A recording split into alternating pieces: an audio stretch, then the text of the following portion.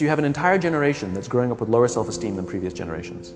The other problem, to compound it, is we're growing up in a Facebook, Instagram world. In other words, we're good at putting filters on things. We're good at showing people that life is amazing even though I'm depressed, right? And so everybody sounds tough, and everybody sounds like they got it all figured out. And the reality is there's very little toughness, and most people don't have it figured out. And so when the more senior people say, well, what should we do? They sound like, this is what you gotta do. And they have no clue. Right? So you have an entire generation growing up with lower self-esteem than previous generations, right? Through no fault of their own. Through no fault of their own, right? They were dealt a bad hand, right? Now let's add in technology. We know that engagement with social media and our cell phones releases a chemical called dopamine. That's why when you get a text, it feels good. Right? So, we've all had it where you're feeling a little bit down or feeling a bit lonely. And so you send out 10 texts to 10 friends, hi, hi, hi, hi, hi. Because it feels good when you get a response, right? Right? It's why we count the likes. It's why we go back 10 times to see if my Instagram is growing slower, did I do something wrong? Do they not like me anymore, right? The trauma for young kids to be unfriended, right? Because we know when you get a hit of dopamine, which feels good. It's why we like it. It's why we keep going back to it. Dopamine is the exact same chemical that makes us feel good when we smoke, when we drink, and when we gamble. In other words, it's highly, highly addictive, right? We have age restrictions on smoking, gambling, and alcohol. And we have no age restrictions on social media and cell phones, which is the equivalent of opening up the liquor cabinet and saying to our teenagers, hey, by the way, this adolescence thing, if it gets you down. But that's basically what's happening. That's basically what's happening, right? That's basically what happened. You have an entire generation that has access to an addictive, numbing chemical called dopamine through social media and cell phones as they're going through the high stress of adolescence. Why is this important? Almost every alcoholic discovered alcohol when they were teenagers. When we're very, very young, the only approval we need is the approval of our parents. And as we go through adolescence, we make this transition where we now need the approval of our peers. Very frustrating for our parents, very important for us. It allows us to acculturate outside of our immediate families into the broader tribe, right? It's a highly, highly stressful and anxious period of our lives, and we're supposed to learn to rely on our friends. Some people, quite by accident, discover alcohol and numbing effects of dopamine to help them cope with the stresses and anxieties of adolescence. Unfortunately, that becomes hardwired in their brains, and for the rest of their lives, when they suffer significant stress, they will not turn to a person, they will turn to the bottle. Social stress, financial stress, career stress, that's pretty much the primary reasons why an alcoholic drinks, right? What's happening is because we're allowing unfettered access to these dopamine-producing devices and media, basically it's becoming hardwired, and what we're seeing is as they grow older, too many kids don't know how to form deep, meaningful relationships. Their words, not mine. They will admit that many of their friendships are superficial. They will admit that their friends, that they don't count on their friends, they don't rely on their friends, they have fun with their friends, but they also know that their friends will cancel on them if something better comes along. Deep, meaningful relationships are not there because they never practice the skill set, and worse, they don't have the coping mechanisms to deal with stress. So when significant stress starts to show up in their lives, they're not turning to a person, they're turning to a device, they're turning to social media, they're turning to these things which offer temporary relief. We know, the science is clear, we know that people who spend more time on Facebook suffer higher rates of depression than people who spend less time on Facebook. Right? These things balanced. Alcohol is not bad, too much alcohol is bad. Gambling is fun, too much gambling is dangerous. Right? There's nothing wrong with social media and cell phones. It's the imbalance. Right? If you're sitting at dinner with your friends and you're texting somebody who's not there, that's a problem. That's an addiction. If you're sitting in a meeting with people you're supposed to be listening to and speaking, and you put your phone on the table, face up or face down, I don't care, that sends a subconscious message to the room that you're just not that important to me right now, right? That's what happens. And the fact that you cannot put it away is because you are addicted, right? If you wake up and you check your phone before you say good morning to your girlfriend, boyfriend, or spouse, you have an addiction. And like all addiction, in time, it'll destroy relationships, it'll cost time, and it'll cost money, and it'll make your life worse, right? So you have a generation growing up with lower self-esteem that doesn't have the coping mechanisms to deal with stress. Right? Now you add in the sense of impatience. right? They've grown up in a world of instant gratification. You want to buy something, you go on Amazon, it arrives the next day. You want to watch a movie? Log on and watch a movie. You don't check movie times. You want to watch a TV show? Binge. You don't even have to wait week to week to week, right? I know people who skip seasons just so they can binge at the end of the season, right? Instant gratification. You want to go on a date? You don't even have to learn how to be like, hey. You don't even have to learn and practice that skill. You don't have to be the uncomfortable one who says yes when you mean no and says no when you mean no and yes when you... You don't have to swipe right. Bang, I'm a stud. Right? You don't have to learn the social coping mechanisms. Right? Everything you want you can have instantaneously. Everything you want, instant gratification. Except job satisfaction and strength of relationships, there ain't no app for that. They are slow, meandering, uncomfortable, messy processes. And so I keep meeting these wonderful, fantastic, idealistic, hardworking, smart kids. They've just graduated school. They're in their entry-level job. And I sit down with them and I go, how's it going? They go, I think I'm going to quit. I'm like, why?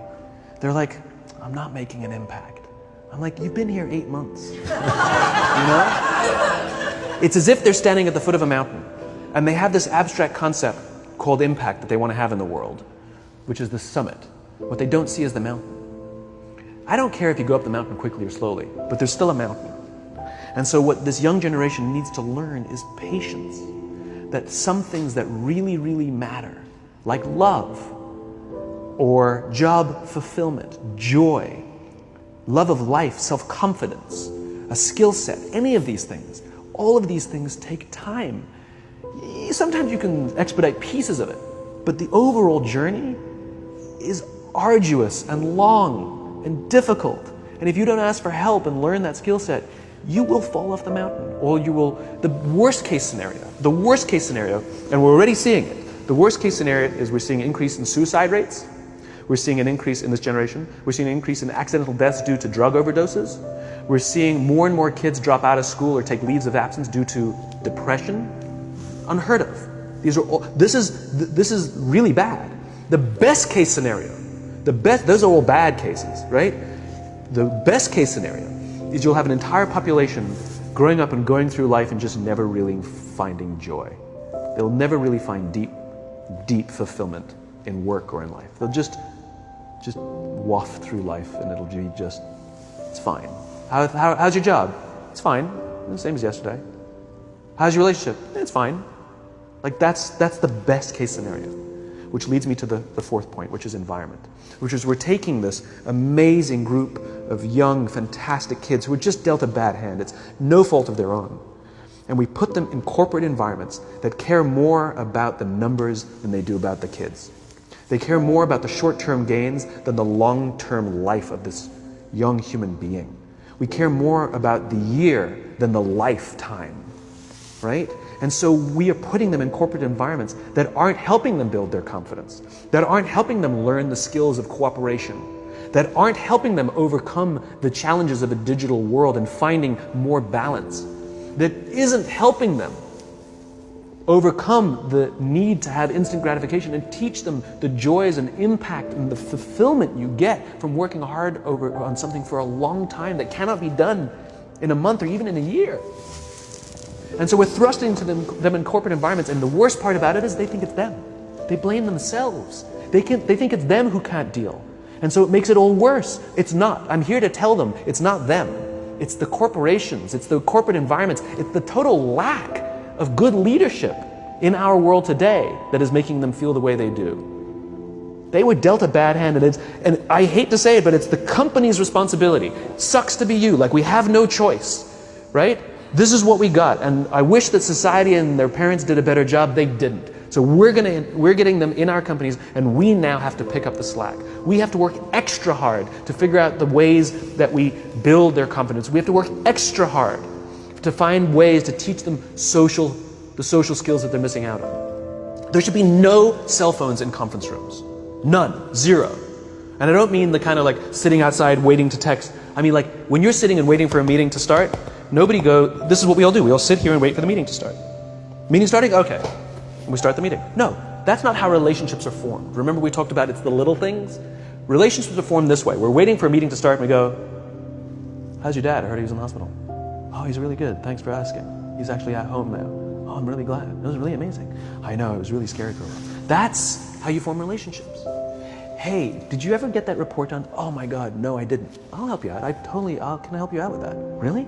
That's how trust forms.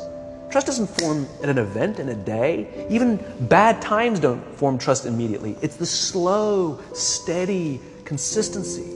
And we have to create mechanisms where we allow for those little innocuous interactions to happen. But when we allow cell phones in conference rooms, we just, okay, have the meeting.